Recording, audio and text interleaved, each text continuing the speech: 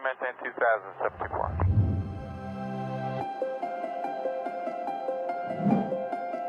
Who am I? Comment 504, descend to maintain 3000. 3000, comment 504. Answer Captain 74 is our traffic about our... In my 20s, I dream of flying a plane. Due to having glasses, I thought it's not possible. In mid-2016, I started to have foggy vision. After I checked out, the doctor said I have cataract in both my eyes. Wow! I really never expected this. I felt like taking a trip to the moon, jumping up and down. I'm filled with excitement. But the unexpected turns out into my reality. The cold, hard truth. I need to step into divorce. My mom said her final goodbye, and my family broke apart. I stepped into a solitude journey. This is the best journey I ever experienced. It was super challenging. My achievement, the award-winning author from housewife to pilot, the beginning.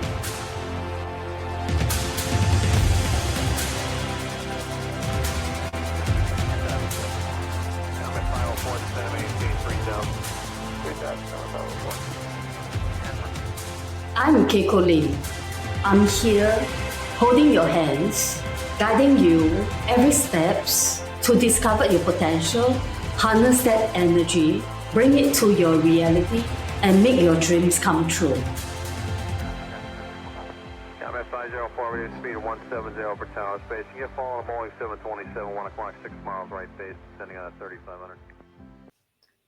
Welcome to Tuesday with Keiko. Today, my guest speaker is Dharma Funder. Dharma is a passionate six-figure speaker, entrepreneur, and advocate for transformation.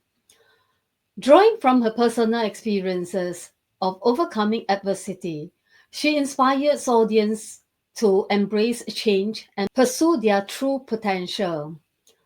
With a dynamic presence on stage, Dharma has empowered countless individuals to break barriers, gain clarity, and step into their breakthroughs. As a seasoned speaker, she delivers actionable insights that helps others cultivate confidence, refine their vision, and achieve both personal and professional goals. Welcome, Dharma. Hi, Keiko. Thank you so much for having me. You're welcome. Dharma, would you like to share with the audience a little bit about yourself? Well, I can do a very quick journey. Growing up in an extremely adverse family, meaning going through childhood abuse in the sense of sexual abuse, mental abuse, and rape at the age of 12, experiencing paralysis with hospitalization due to the stress and fear that accumulated within my body, and homelessness due to domestic violence with my daughter, and transitioning into what I am today, overcoming this adverse, very traumatic childhood and upbringing, repeating patterns of behavioral patterns that did not support me. Yeah, it's just a little bit about myself. Yeah, that is a whole lot to go through. Yeah, it's realizing today what life was like with a stepfather who sexually abused me, my mother knowing about it, her finding another boyfriend after the divorce, and him ending up raping me in my own bed, in my own bedroom, having to go to court, and my mom testifying against me after a week in intensive care due to him beating me up, and then being removed from home by the state and emancipated by the age of 15. Needless to say, it was a very difficult upbringing, and kind of made the next move forward in my life a little bit more unstable. But it also taught me a lot. But I think who you are today, you're much more stronger. You come out much more stronger. And to be honest, going through all those hardship is not really easy things. And because it's like I think many of us will probably end our life. Well, I did try a couple of times. Yeah, I because sure did. I sure did try. It's it is an absolute cry for help. It is an absolute desperate need of support. Yet it's really difficult for anyone. I tried out therapy. I tried out psychoanalysis. I tried out so many different things to help cope with the trauma. And instead of it actually helping me, it just reminded me of how miserable I was. And I think the true transformation in my life started at the age of about 33. I had a situation in my life where my skin literally was starting to fall off. I couldn't touch my cheek even gently and put on lotion without it would show up like as if somebody had slapped me. And I knew I needed to do something, and the doctors were at a loss. So I actually came across something called breath work. Rebirthing breath work and a daily practice of meditation catapulted me into a different mindset. It shifted how I perceived the world. And with this divine intervention, I started to practice affirmations, mindful shifts, and teaching my brain, my nervous system to not respond in an old pattern and slowly help me forward. Daily journaling, daily practices, and step by step, I slowly started to take steps forward in shifting. That said, I still had behavioral patterns that placed me back into a very abusive marriage. That's even challenging. Exactly. I kept repeating behavioral patterns, and I started questioning myself. During this abusive marriage, I really started questioning my own ability, my own confidence, my own credibility. I questioned my mind. I thought I was going crazy. I literally thought I was losing it. And keeping in mind that I studied psychology, I studied neurolinguistic programming. I have degrees in how to know all of these behavioral patterns because I wanted to understand in order for me to improve myself and maybe help somebody else. Yet still, I ended up in the situation, and I still remember today.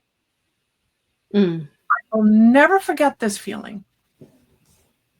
It was, I sat down at the kitchen table in our apartment together, and it dawned on me. He had just brought me some of my favorite flowers, the sunflower. Because he was apologizing for his behavior. You know, walking on eggshells, and then it gets better. And it froze me to my core. And I realized what he was doing, and I all of a sudden realized the pattern. So you see the pattern. I saw the pattern. It was as if somebody slapped me in my face at like a cold bucket of water. And I went for a retreat for women. Mm. And I asked somebody for advice. And they said, strength lies in asking for help. That is not a weakness. That's a strength. Mm. And I took that and I ran with it. And I allowed myself to break through. I got out of that relationship. I lost everything. My entire savings, my business. He dragged me in the dirt. You say it, he did it. And I lost everything. Got my daughter out of there. And I restarted my journey to heal myself from the ground up. Yeah, it was really tough, the situation that you've been through. It takes courage. It is a lot of courage. It takes a lot of lots of courage. I don't know how else to describe that. I know you know what it takes. Yes. It is this innate inner desire to survive. Because if you stay, it's going to completely extinguish your inner flame. There's not going to be anything left. That's right. You're not going to have a voice. You're not going to have a thought. You're not allowed to have an opinion. Everything's stripped away. It's a very lonely feeling. It is extremely overwhelming. It's paralyzing. And breaking through that was as if I stepped out into a void. I did not know what my next step was going to be. I did not know what the universe had in stock for me. But I used the tools that I was given. I used my education to help me, myself, shift what it was that I was doing and break through to committing to coming out on the other side. Was it an easy journey? No. No, it's not an easy journey. No, it is not an easy journey. No.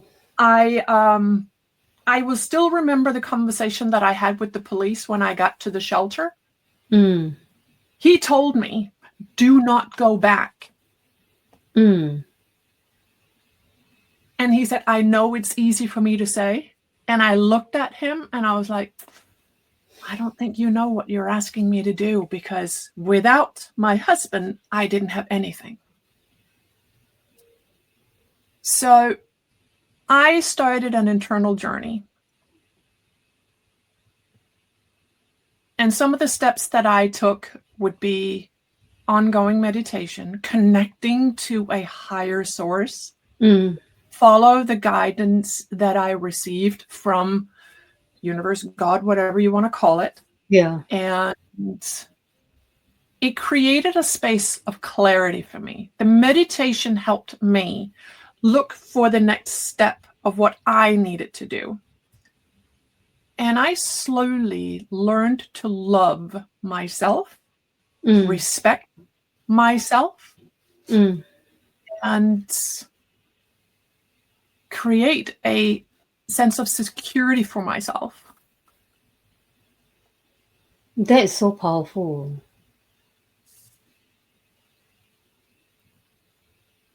I think my journey is a little bit tumultuous. Yeah.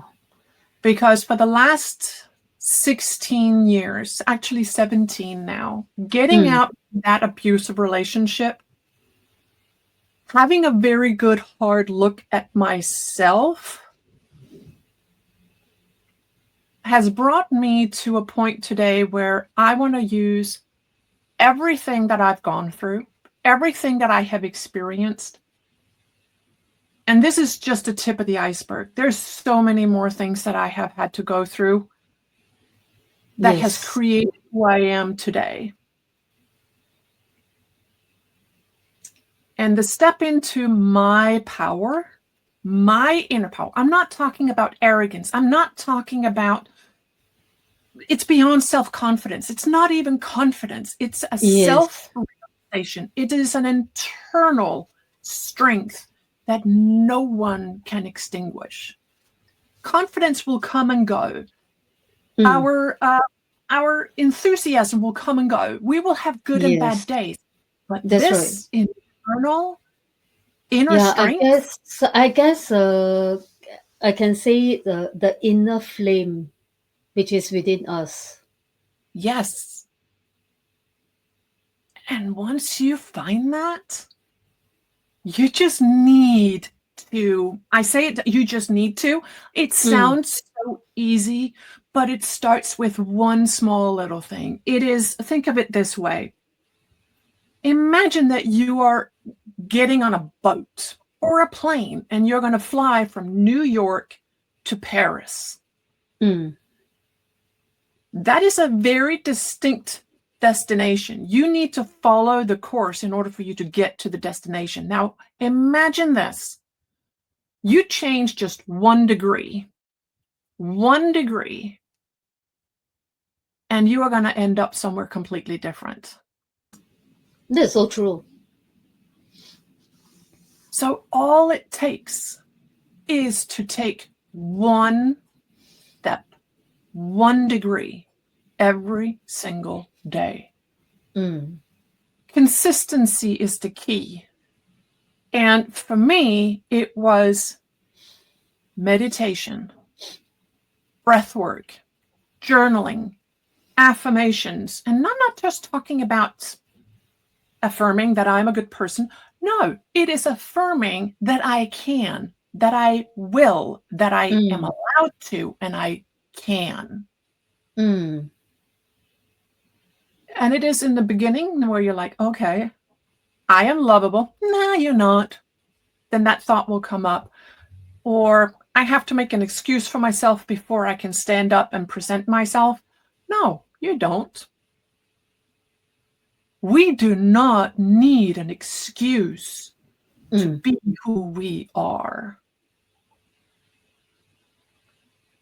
That's so powerful. Thank you. Yeah, I guess a lot of us, we have those negative thoughts or negative chatter in our mind. Yes. How did I gain this clarity? Well,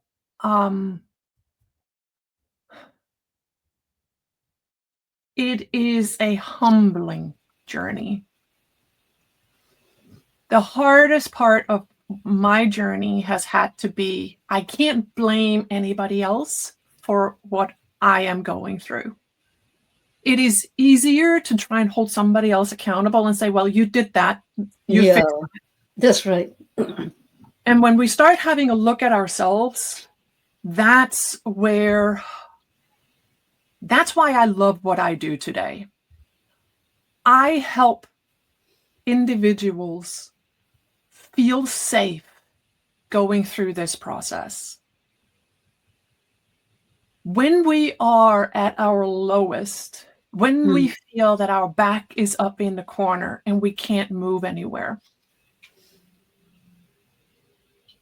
that's where I come in and I help coach, guide, support, and use any tool needed to help anyone take the next step forward. It can be meditation, breath work, it can be NLP, coaching, any tool, internal family systems, whatever it is that they need in that moment to just take 1 step forward.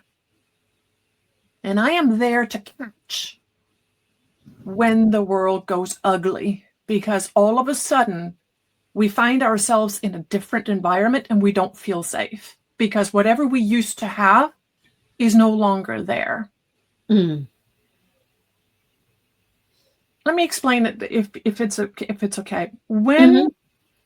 When we experience something, let's say we go into school and we have all our peers, and for some reason they start picking on us.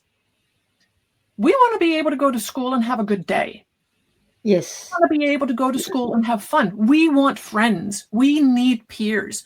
Humans That's right. Yeah. need a community. So Yeah. what we will do is that we will adjust our behavior to fit in. That's right. As we continue doing that, we convince ourselves that it is okay to change who I am to fit in, because we want what is over there. We want to fit in. We need it. It's Maslow's law of needs. We need to fit in. What happens in our nervous system is that we get used to denying who we are, and we get used to this new behavior, which is not our true nature, but it becomes part of our automatic because we need to fit in. So the body and the nervous system gets used to this new behavior, which means that when we go back to where we want to be and need to be in order to be true to ourselves, it is not a familiar feeling anymore. Then we need to relearn that, no, this is where we are true. This is where we are innately honest with ourselves. We can still be loved, liked, and accepted by everybody else without having to change ourselves. That is a learned behavior, and it takes a little time to shift that. And it takes about 9 weeks to unlearn a habit. Anybody who has tried to quit smoking, changing their eating habits, wanting to lose weight, and shifting things, it takes 9 weeks to break a habit, 9 weeks to learn a new habit, and 9 weeks for it to become a habit. A habit is something we do automatically. An example, if you come into a new apartment, you don't know where the switches are. You walk into a hotel room, you don't know where the switch is. You have to look for it. Yeah, that's right. As you walk into the room and you get there a couple of times, you will know where the light switch is, and then all of a sudden you're just going to do it automatically. That is a new habit. So that is what I am talking about. That is how we innately, as human beings, learn, unlearn, and relearn.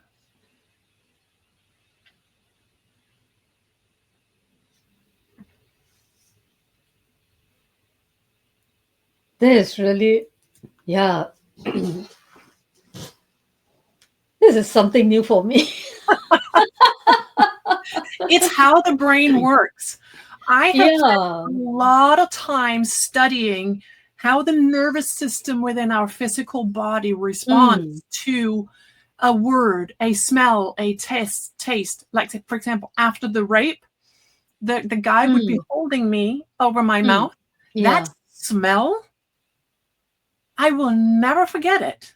And at one point, I think we were doing something for fun and we were playing a game, and my husband came up, "Ooh, be quiet." And I completely flipped out because he triggered that instinct that the rapist had done when I was 12. And the smell was right there. It is stored in my nervous system, and it triggers my brain with a response.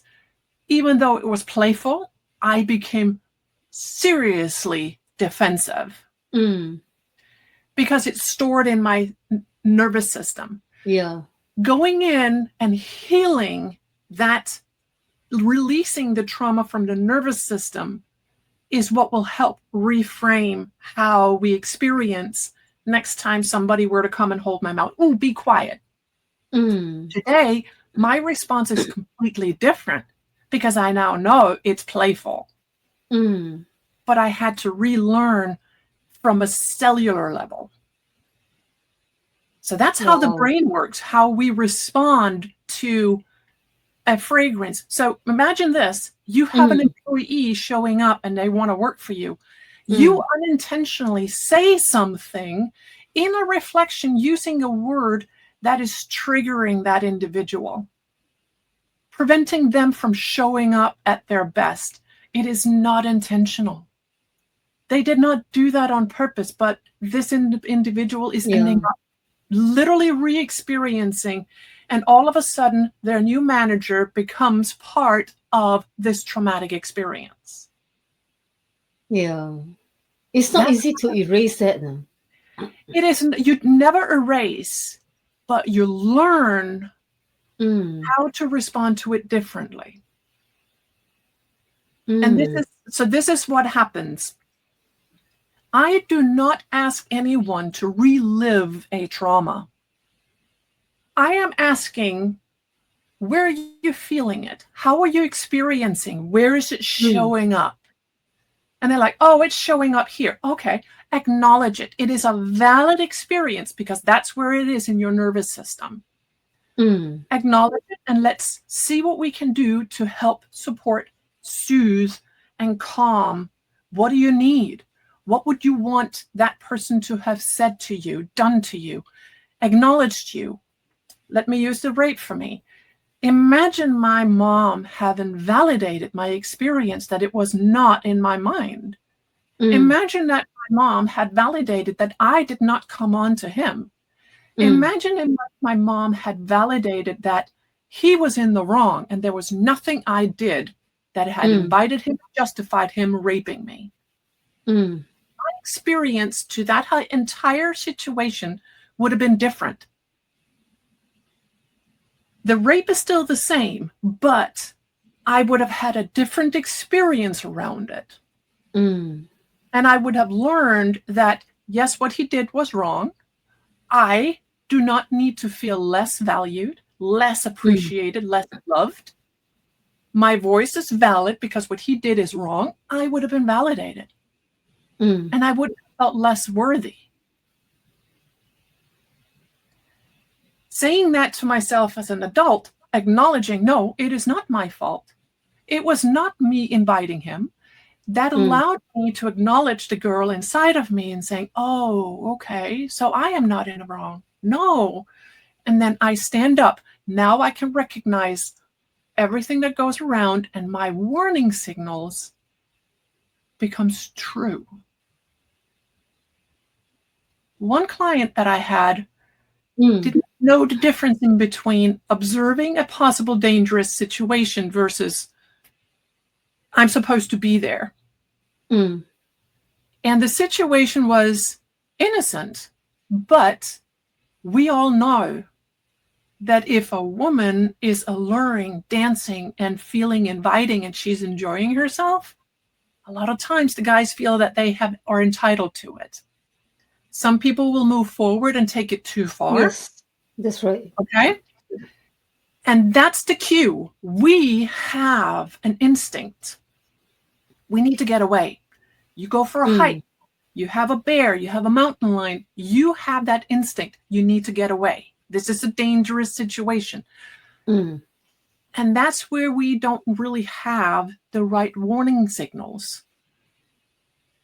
Because we were taught, no, it was okay for him to rape you. No, it was okay for him to sexually abuse you. No, it was okay for him to do that. It was okay for him to disrespect you and talk down to you.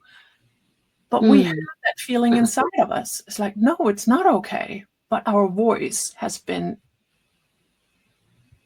eliminated. That's why I do what I do today. I help men and women find their voice, their inner strength. It's not a matter of having the courage to say no. It is knowing that I have the right to say no. Yeah, that is so different. Yes. Have the right and the knowing, that is a very different, put us in a different scenario. Yes, exactly. So transformation is possible anyone, anyone, we can all transform. And no matter your starting point, you can turn your pain, your struggle, your trauma into a power. I am absolutely certain of that because I've seen it so many times now, and I have done it. You have done it. It is possible. Yes. And just to give one practical tool, start with one thing a day, that 1 degree. Make a decision of what you would like to do. Let's say, make the decision of what to make for dinner. Make the decision what to wear.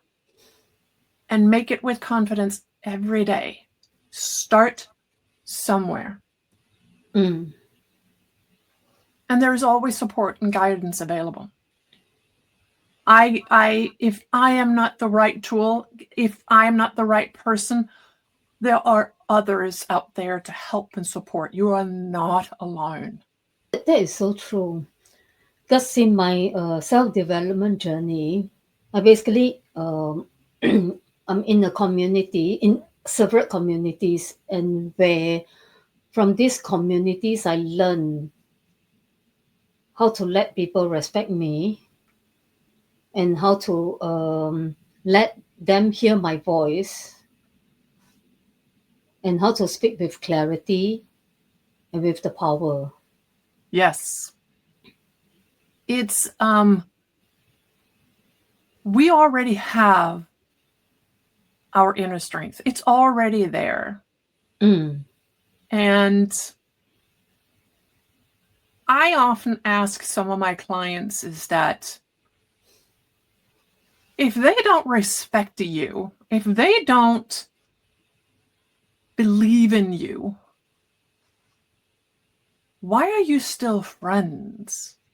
Because I want to respect and honor and look to my friends for guidance. That's right. And if I did not respect them, would they still have me around? Then why would you have them around if they don't respect you? Yeah, this question, we often dismiss this. Yes. And trust me, there are people out there that will honor and respect you. There are individuals who will literally look to you for guidance, and they are there. Yeah. You're not alone. That's so true. And that is so powerful.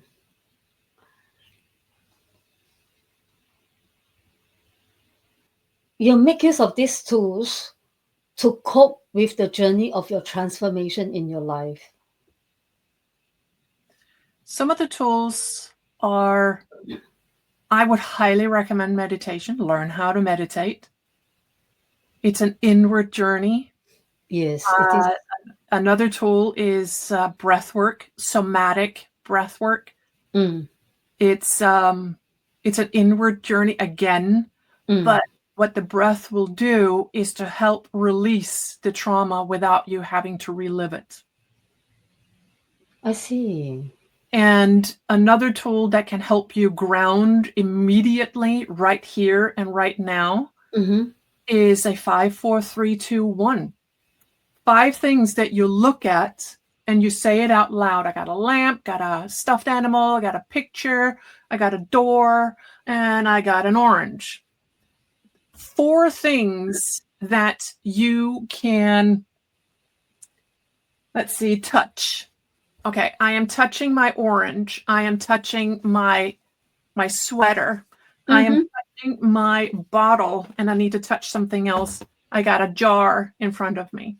4 things. 3 things that I can actually hear. I got the water, the river outside. I got the sound from the recording. And I've got my breath. 2 is something that I can potentially taste. or even smell. Can I smell something? Yeah, I can. Yeah, it smells like laundry detergent. Mm. And yeah, my hands, it smells like something that my hand lotion. And number one is something that, I don't know, just one thing that you can really do for yourself is take a deep breath. Mm. It activates all of your senses and it makes you pay attention. I see. So that's 5 things that you can do right now, right here, that will help you ground yourself. You can do it at night when you need to sleep and you can't fall asleep. Mm. Is to literally look around, because what happens in the brain, it disrupts the way the brain neurons are firing. I And see. it helps calm the parasympathetic system down. I'll try that. Well, I would highly recommend follow me on Facebook, follow me on LinkedIn. I post all of these tips and tricks every single day. It can be a live 15 minutes, a 15-second. Hey, this is what you should do today. And reach out. If you have any questions, connect with me on Facebook or LinkedIn. Awesome. So, yeah, at least it's like this is the tools that any of us able to break through. Yes. And if you want to take this journey to the next level, I can send you my contact information, Keiko, and then you can share it. I do have a complimentary 30-minute free consult. So that is an option to kind of get connected and get a little bit of a structure. Thank you so much. And how you gain clarity of what you love doing? How did I gain the clarity of what I love doing? Yeah. I think, honestly, seeing how others were struggling. I used to work in HR, and seeing how other people were struggling. And I was like, I got to do something. I got to do something to help people out. And as I starting my business back in April, the impact it has had in just such a short period of time and how many people are literally benefiting from it. It is so sad to admit this, but there's so many of us out there who don't feel that we have a voice. Wow. And that's where I was like, okay, we need to do something. And that's where the clarity came. I love what I am doing. I love helping people become the best that they can be. So what is the takeaway for our viewers? The takeaway? We all have this innate inner strength. Trust. It is there. It is like burning embers that may be smoldering right now. And all it needs is a little bit of fuel. It is like a muscle that you need to exercise every day. It is there. It never went away. Thank you so much for sharing your insights with us today. Before we wrap up, is there anything else you would like to add or any message you want to leave our audience with? You're not alone. You are not alone. That's so true. Thank you, Keiko. And that's a great message. We appreciate your time and expertise. Where can our audience find you?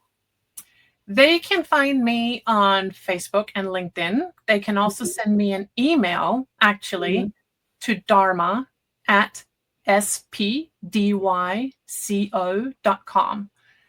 And Spiritual Dynamics Consortium, it's the first 2 letters of each of those words. Fantastic. We'll be sure to include those links in the YouTube description box. And thank you once again for being with us today. It's been a pleasure. And to our audience, thank you for tuning in. If you enjoyed this interview, please subscribe and leave us a review or share it with others who might find interesting. Until next time, goodbye.